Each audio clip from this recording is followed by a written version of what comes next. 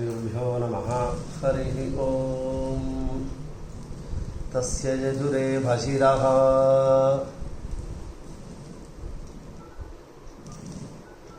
తైత్తరీయ కృష్ణ యజుర్వేదం దీనికి సంబంధించినటువంటి సంపూర్ణ కృష్ణ యజుర్వేద సప్తాహ్నిక దీక్షాపూర్వకముగా పారాయణ కార్యక్రమం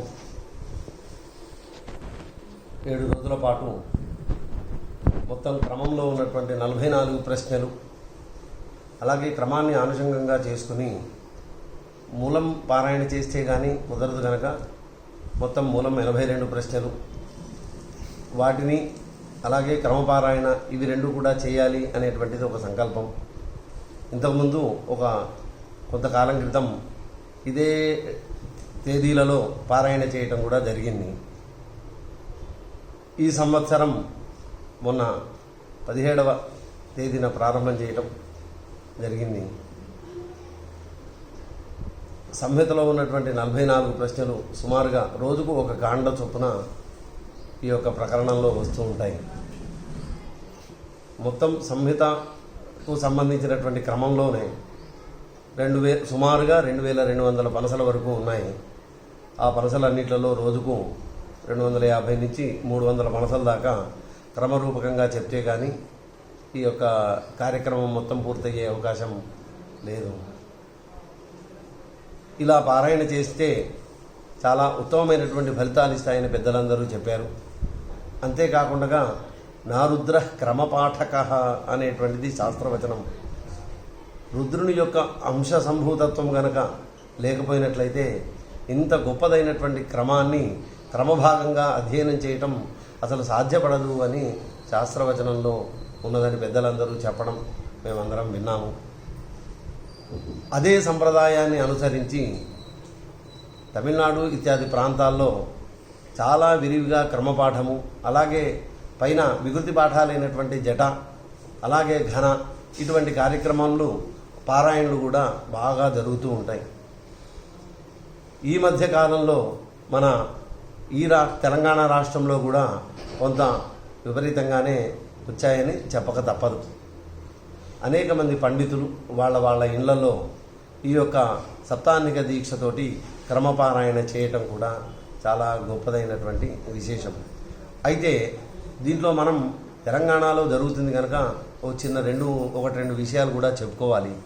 విశేషం ఏంటంటే, ఒక 20 సంవత్సరాలకు ముందు ఇంత వైదిక విద్యా వ్యాప్తి ఎక్కువగా లేదు.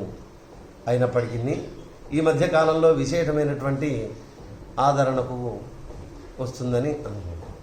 దీనికి కారణంగానే ఈ మధ్య కాలంలో ఋగ్వేదాన్ని కూడా ఏకాకి ఘనపారాయణ చేయటం అనేది చూడటం జరిగింది.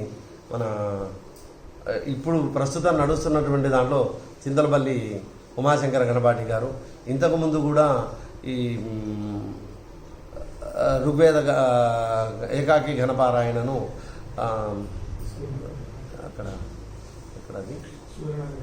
తుల్జాభవనంలో జరగటం జరిగింది. ఎందుకు ఈ విషయం చెప్తున్నాను అని అంటే, కొన్ని సంవత్సరాల క్రితం ఇంత వ్యాప్తి లేకపోయినప్పటికీ అనేక మంది ఇక్కడికి రావటం, ఇక్కడ ఈ హైదరాబాద్ అంటేనే భాగ్యనగరం. ఈ భాగ్యనగరంలో అనేక మంది వేద పాఠశాలలు పెట్టి వేదాధ్యయనాన్ని చక్కగా చెప్పించడం అనేది కూడా దీంట్లో జరుగుతోంది. ఇంకొక విశేషం ఏంటంటే, మా ప్రాంతానికి మా గ్రామానికి మరింత దగ్గరగా వారు మన శర్మ గారు రావటం, అలాగే మా ఇంటి పక్కనే ఉన్నటువంటి బ్రహ్మశ్రీ రాధాకృష్ణ శర్మ గారు కూడా రావటం ఈ యొక్క కార్యక్రమానికి చాలా చాలా సంతోషకరమైన విషయం. మేము ఎక్కడికైనా బయటికి వెళుతూ ఉంటే వీరి యొక్క స్తోత్రాలన్నీ ఆ ఇయర్ ఫోన్లోనూ అవి పెట్టుకుని ఆ కారులో నేను మన అంబడిపూడి సుబ్రహ్మణ్య గణపాటి గారు చాలాసార్లు వెళ్ళటం, గంటలు గంటలు ఆ పారాయణలన్నీ వినుకుంటూ ఆ స్తోత్రాలన్నీ వినుకుంటూ వెళ్ళటం జరుగుతోంది. ఇక విశేషతగా రాజరాజేశ్వర సాంగ వేద విద్యాలయం, నాగోలు, హైదరాబాదు. మాది ఆకునూరు గ్రామము. అయినప్పటికీ ఇక్కడికి వచ్చి మా నాన్నగారి చేతుల గుండగా ఈ యొక్క వేద పాఠశాలను సుమారు 20 సంవత్సరాల క్రితం ప్రారంభించి కొంతమంది విద్యార్థులకు చెప్తూనే ఈసారి కృష్ణ యజుర్వేదం సప్తాహ్నిక దీక్షతోటి క్రమపారాయణను కూడా చేయాలనే సంకల్పంతో పాఠశాలకు సంబంధించిన విద్యార్థులు అలాగే బయట నుంచి వచ్చినటువంటి అధ్యాపకుల యొక్క సమ్మేళనంతో ఈ యొక్క కార్యక్రమాన్ని చేయటం జరిగింది. ఆ వేద పురుషుడైనటువంటి పరమాత్మ విద్యార్థులను చక్కగా వృద్ధిలోకి తీసుకురావాలని, మా అందరికీ ఆయురారోగ్య భాగ్యాలను ఇవ్వాలని ఆ పరమాత్మను ప్రార్థిస్తున్నాను.